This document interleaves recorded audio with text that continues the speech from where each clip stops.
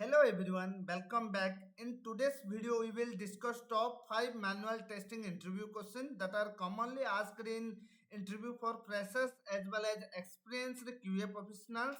These questions will help you understand the practical approaches expected by interviews and improve your confidence during interviews. So let's get started with the first questions. You find a defect but are unsure how to categorize the defect like severity priority, what will you do? अगर आपको कोई defect मिलता है लेकिन आपको समझ नहीं आ रहा है कि उसके सेवरिटी या प्रायोरिटी क्या होनी चाहिए, तो आप क्या करोगे? गाइस, कभी कभी ऐसे होता है कि हमको डिफेक्ट मिलता है बट हमें कंफ्यूज हो जाते हैं कि इसके सेवरिटी क्या रखनी है और प्रायोरिटी क्या रखनी है।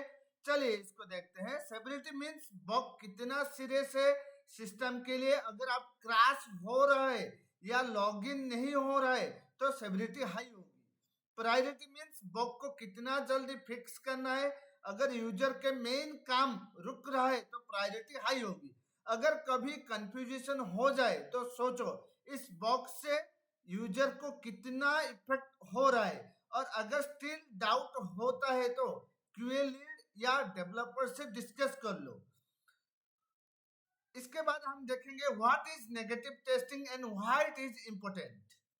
अगर आपसे इंटरव्यू में पूछा जाएगा कि नेगेटिव टेस्टिंग क्या है और इसके इम्पोर्टेंस क्या है, तो आप क्या आंसर दोगे? गाइस, नेगेटिव टेस्टिंग का सिंपल मतलब होता है सिस्टम को गलत इनपुट या रॉन्ग कंडीशन दे के चेक करना कि सिस्टम क्या रिएक्ट करता है। मतलब हम इंटरनेशनली रॉन्ग इनवेल या अनएक्सपेक्टेड डाटा यूज कर सकें, जैसे कि पासवर्ड फील्ड में सिर्फ नंबर डालना, ईमेल में ABC123 without at the rate, age field में 5 या 999। अब देखते हैं why it is important. Negative testing important इसलिए होती है क्योंकि रियल यूजर्स गलती करता है। इससे पता चलता है सिस्टम क्रैश तो नहीं हो रहा है, एरर मैसेज सही आ रहा है या नहीं, डेटा सेव है या करप्ट तो नहीं आ रहा है। चलिए अब देखते हैं how to write the test case. अगर आपसे पूछा जाएगा कि टेस्ट केस कैसे लिखते हैं तो आप क्या आंसर दोगे? गाइस, टेस्ट केस लिखना बहुत सिंपल है, बस एक प्रॉपर स्ट्रक्चर फॉलो करना होता है। जैसे कि चलिए इसको देखते हैं step by step. Test case ID, हर टेस्ट केस के एक यूनिक आईडी होती है, जैसे TC-01 टेस्ट केस नेम। इसमें लिखा है क्या टेस्ट केस करना है, like login test, precondition, test start करने से पहले क्या होनी चाहिए, test step, step by step क्या करना है सिंपल लैंग्वेज में, टेस्ट डेटा क्या इनपुट देना है, और लाइक यूजर नेम और पासवर्ड, एक्सपेक्टेड रिजल्ट, एक्सपेक्टेड क्या होनी चाहिए अगर सिस्टम सही है, एक्चुअल रिजल्ट रियल में क्या हुआ, टेस्टर क्या टाइम फेल होता है, स्टेटस पास और फेल, स्टेटस अपडेट करना है। टेस्ट केस एक स्टेप बाय स्टेप डॉक्यूमेंट होता है जो बताता है क्या टेस्ट केस करना है और एक्सपेक्टेड रिजल्ट क्या होना चाहिए। अब देखते हैं what is role of documentation in manual testing. Manual testing में डॉक्यूमेंटेशन का रोल क्या होता है? चलिए गाइस, डॉक्यूमेंटेशन मैनुअल टेस्टिंग के बहुत इंपॉर्टेंट पार्ट है।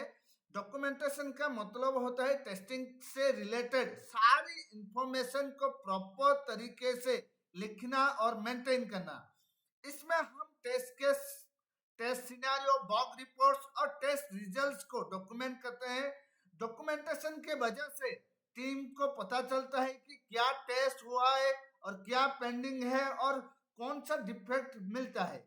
अगर फ्यूचर में प्रोजेक्ट में कोई इश्यू आया है, नया टेस्टर ज्वाइन करे, तो डॉक्यूमेंटेशन देखकर इजीली समझ सकते हो कि प्रोजेक्ट में पहले क्या काम हुआ था।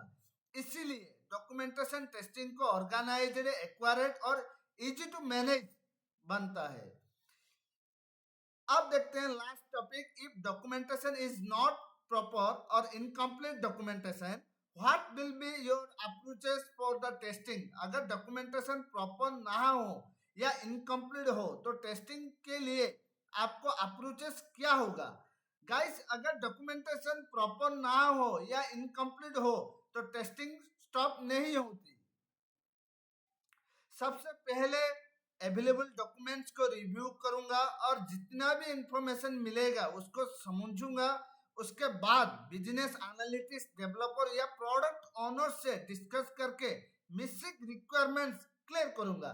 अगर फिर भी इंफॉर्मेशन कंप्लीट ना हो तो एप्लीकेशन को एक्सप्लोर करके फंक्शनैलिटी को समझूंगा और एक्सप्लोरेटरी टेस्टिंग करूंगा। जो एजम्पशन होंगे उन्हें डॉक्यूमेंट करूंगा और कंफर्म करूंगा ताकि फ्यूचर में कंफ्यूजन ना हो। इस तरह प्रॉपर कम्युनिकेशन और एनालिसिस के थ्रू टेस्टिंग कंटिन्यू की जा सकती है।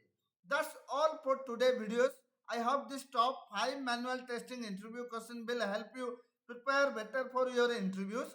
If you found this video helpful, don't forget to like, share and subscribe to the channel for more manual testing and software testing interview preparation video. Thank you for watching and I will see you in the next video. Happy learning.